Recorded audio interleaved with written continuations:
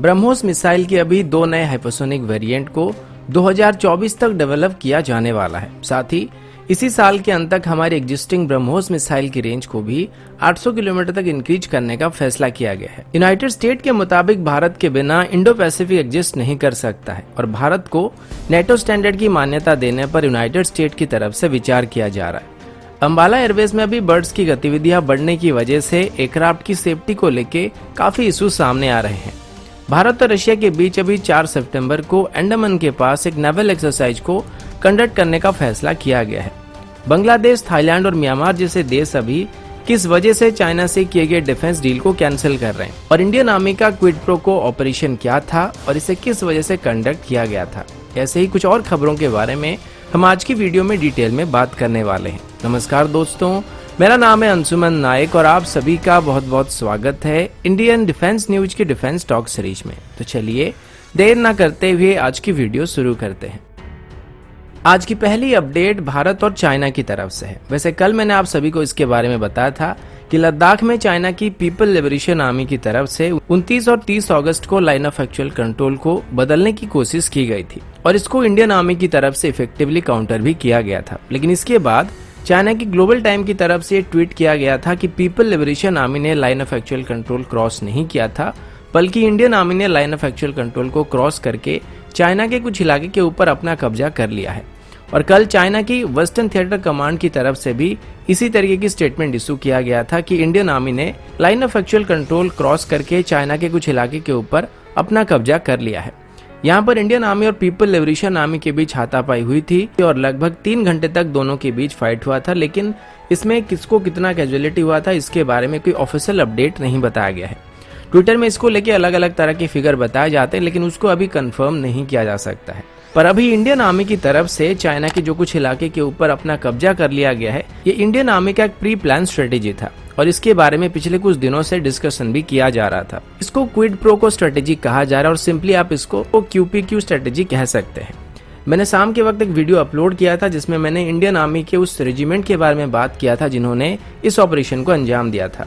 अगर आपने वो वीडियो नहीं देखा है तो उसको जाके देख सकते हैं। अब बात करते हैं कि ये QPQ स्ट्रेटेजी क्या है और भारत ने इसको किस तरीके से और क्यों इम्प्लीमेंट किया है। सबसे पहले पिछले कई महीनों से आपने देखा होगा पीपल लिबरेशन आर्मी भारत के साथ बातचीत कर रहे हैं, लेकिन असल मायने में लाइन ऑफ एक्चुअल कंट्रोल से वो पीछे नहीं जा रहे हैं। अब दिक्कत ये था कि अब तक वो लोग इंडियन टेरिटरी में घुसपैठ कर रहे थे, जिस वजह से वो लोग हमारे साथ बार्गेनिंग कर रहे थे। पर अभी इंडियन आर्मी की तरफ से जो QPQ स्ट्रेटेजी अप्लाई किया गया था उसके अंदर हमने चाइना के कुछ इलाके के ऊपर अपना कंट्रोल कर लिया है और अभी हम चाइना के साथ प्रॉपर नेगोशिएशन कर पाएंगे। वैसे अभी इंडियन आर्मी के जो स्टेटमेंट दिया गया है उसके मुताबिक हमने लाइन ऑफ एक्चुअल कंट्रोल को पार नहीं किया है और जिन हाइट्स के ऊपर अभी हमारे जवान तैनात किए गए हैं वो हमारा एरिया यानी कि वो लाइन ऑफ एक्चुअल कंट्रोल के हमारे साइड में पड़ता है। लेकिन यहाँ से चाइना की जो पोजीशन है वो काफी वीक होने वाली है, जिस वजह से चाइना को ये बात खटक रही है और यहाँ से चाइना की हर एक मूवमेंट के बारे में हमको क्लियर व्यू मिलने वाली है। यहाँ पर ये बताया गया है कि भारत ने चाइना के एक कैंप के ऊपर भी कब्जा कर लिया और इसी बात को लेके ग्लोबल टाइम काफी गुस्से में है और इसके एडिटोरियल पेज में सीधे तौर पर भारत को धमकियां दी जा रही है कि अगर वो पीछे नहीं जाते हैं तो चाइना भारत को बहुत ही ज्यादा डैमेज दे सकता है। अब आगे बढ़ने से पहले वीडियो को लाइक कर दीजिएगा। साथ ही जो लोग पहली बार हमारे चैनल को देख रहे हैं या फिर अभी तक हमारे चैनल को सब्सक्राइब नहीं किए हैं, चैनल को सब्सक्राइब करना मत भूलिएगा। अगला अपडेट भारत और रशिया को लेके है। आप सबको ये बात पता होगा कि भारत को रशिया की तरफ से कवकस 2020 एक्सरसाइज में पार्टिसिपेट करने के लिए आमंत्रित किया गया था और इस बार भारत के करीब 200 जवानों को इसमें पार्टिसिपेट करने के लिए रशिया की तरफ से आमंत्रित किया गया था। लेकिन चाइना के साथ चल रही तनाव की वजह से और देश में बढ़ रही चाइनीज रायते की वजह से भारत ने इसमें पार्टिसिपेट करने के लिए इनकार कर दिया था। अब भले ही इसमें भारत पार्टिसिपेट नहीं करने वाला है, लेकिन भारत ये बात अच्छी तरीके से जानता है कि रशिया भारत का एक बहुत ही ट्रस्टेड फ्रेंडली कंट्री है और रशिया भी इस बात को अच्छी तरीके से समझता है कि भारत की अभी क्या मजबूरियां हैं।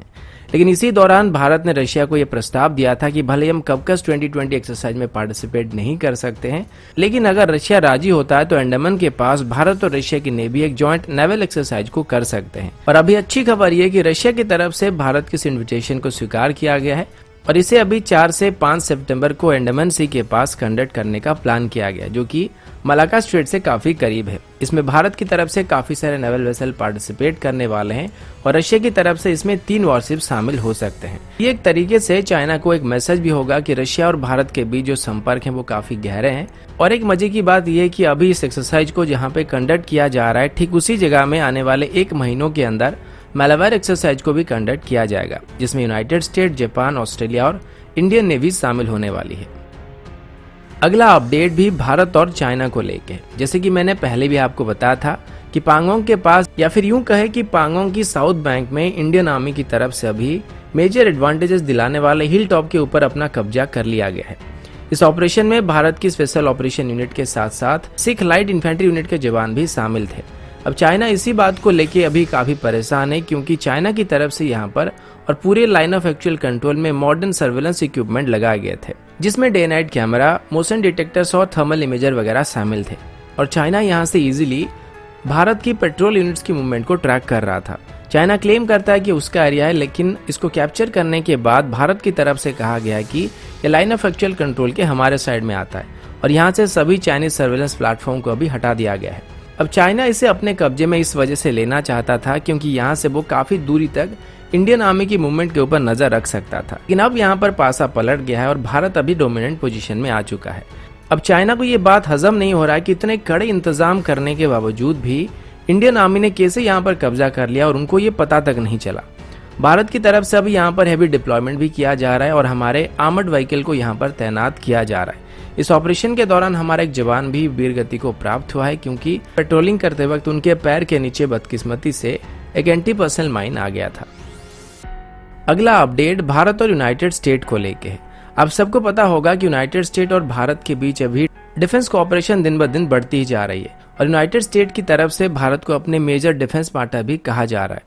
इसी बीच जब यूनाइटेड स्टेट की तरफ से अपनी पैसिफिक कमांड के नाम को बदल के इंडो पैसिफिक रखने का फैसला किया गया, इसमें सीधे तौर पर यूनाइटेड स्टेट की तरफ से भारत को इन्वॉल्व करने का प्लान किया गया था। इसी पर अभी बात करते हुए यूनाइटेड स्टेट के एक टॉप डिप्लोमेट ने बताया है कि भारत के बिना इंडो पैसिफिक एग्जिस्ट नहीं कर सकता है और अभी भारत को यूनाइटेड स्टेट अपनी नेटो स्टैंडर्ड की अलाइड कंट्रीज की लिस्ट में शामिल करना चाहता है।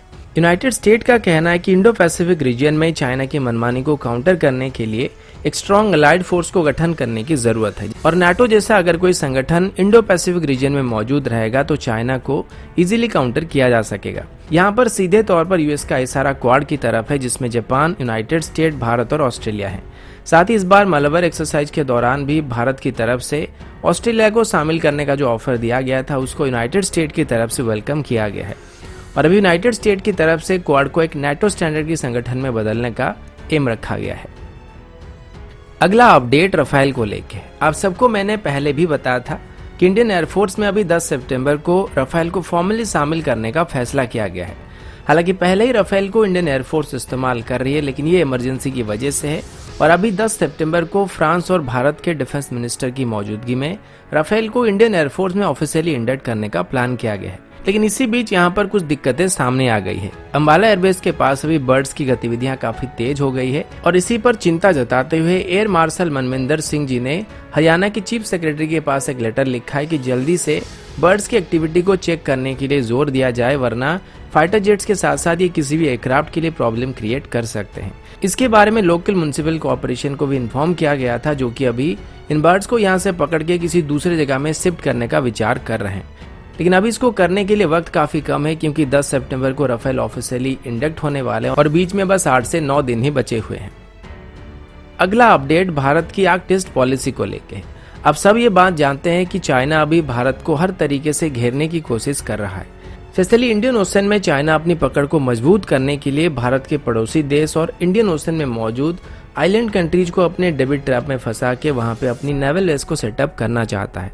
और अभी चाइना मालदीव, श्रीलंका, जिबूती जैसे कई जगहों में पहले से अपनी बेस को बना चुकी है। वहां से चाइनीज नेवी ऑपरेट भी कर रही है। पर अभी चाइना को एक लॉन्ग टर्म झटका लगने वाला है, क्योंकि बांग्लादेश, थाईलैंड और मलेशिया जैसे देश अभी चाइना से खरीदे जाने वाले वेसल और उनकी मेंटेनेंस को धीरे धीरे स्लो डाउन करने का फैसला कर चुके हैं। और हो सकता है ये भारत का एक कूटनीतिक चाल है, जिसमें भारत अपने पड़ोसी देशों को चाइनीज इन्फ्लुएंस से हटाने की कोशिश कर रहा है, क्योंकि चाइना अभी धीरे धीरे बे ऑफ बंगाल में भी अपनी प्रेजेंस को बढ़ाने के लिए बांग्लादेश, म्यांमार और थाईलैंड जैसे देशों को अपने नेवल वेसल को ऑफर करने के साथ साथ उनके पोर्ट में इन्वेस्टमेंट कर रहा है और इससे चाइना का इन्फ्लुएंस हमारे पड़ोसी देशों के ऊपर बढ़ने लगा है। पर अभी चाइनीज रायते की फैलने की वजह से इन सभी देशों का जो फाइनेंशियल कंडीशन था ये काफी खराब हो चुका है। वो अभी अपनी डिफेंस बजट को कम कर रहे हैं और इसी वजह से चाइना के साथ होने वाली डिफेंस डील को स्लो डाउन कर रहे हैं और कुछ हद तक कैंसिल कर रहे हैं। ऐसे में किए गए एस्टिमेशन के मुताबिक 2020 में चाइना को मलेशिया और बांग्लादेश की नेवीज के साथ होने वाली डील की कैंसिल होने की वजह से 800 मिलियन युआन से भी ज्यादा का लॉस होने वाली है। यहाँ पर थाईलैंड के साथ होने वाली युआन क्लास की सबमरीन डील को भी अभी पेंडिंग लिस्ट में डाल दिया गया है। इकोनॉमिक टाइम्स की रिपोर्ट के मुताबिक चाइना अभी नेवल प्रोजेक्ट में जापान और साउथ कोरिया से पीछे पड़ने लगा है और यह अभी भारत के लिए एक बहुत ही बढ़िया मौका है जहां पर भारत चाहे तो अपने पड़ोसी देशों के नेवल मार्केट के ऊपर अपना असर डाल सकता है, क्योंकि हमारे पास भी बहुत ही अच्छी खासी नेवल से बिल्डिंग इंडस्ट्री अभी मौजूद है। अगला अपडेट ब्रह्मोस मिसाइल को लेके है। ब्रह्मोस मिसाइल को लेके अभी एक टॉप डिफेंस साइट में एक रिपोर्ट आया था जिसमें यह बताया गया कि ब्रह्मोस मिसाइल के अभी 2 नए वेरिएंट को बनाए जा रहे हैं। इसके बारे में कुछ दिन पहले भी रशिया की तरफ से एक स्टेटमेंट दिया गया था कि ब्रह्मोस एरोस्पेस की तरफ से अभी ब्रह्मोस मिसाइल को हाइपरसोनिक मिसाइल में कन्वर्ट करने का प्लान किया गया है और इसको वो 2 स्टेप में करने वाले और पहले स्टेज में 2024 तक इसको मार्क 5 की स्पीड को अचीव करने के लिए मॉडिफाई किया जाएगा और इसके बाद 2027 तक इसको मार्क 7 की स्पीड को अचीव करने के लिए अपग्रेड किया जाएगा। ब्रह्मोस की इस नए वेरिएंट का नाम ब्रह्मोस 2 और ब्रह्मोस 2 के रखा जाएगा। अभी ब्रह्मोस मिसाइल में जो 2 स्टेज की फ्यूल सिस्टम का इस्तेमाल किया जाता है, इनमें पहले तो सॉलिड प्रोपेलेंट बेस्ड बूस्टर का इस्तेमाल होता है जिसके खत्म होने के बाद सेकेंड स्टेज की लिक्विड फ्यूल रैमजेट इंजन शुरू होता है जो कि ब्रह्मोस मिसाइल को मार्क 3 की स्पीड को अचीव करने में मदद करता है। अभी रशिया की तरफ से ब्रह्मोस मिसाइल की इसी दूसरी स्टेज की रैमजेट इंजन को अपग्रेड किया जा रहा है और लैब में टेस्टिंग वगैरह भी किए जा रहे हैं। क्लेम के मुताबिक ये अभी मार्क 6.5 की स्पीड को अचीव कर सकता है, लेकिन प्रैक्टिकली ये लगभग मार्क 5 से मार्क 5.5 की स्पीड को अचीव कर पाएगा।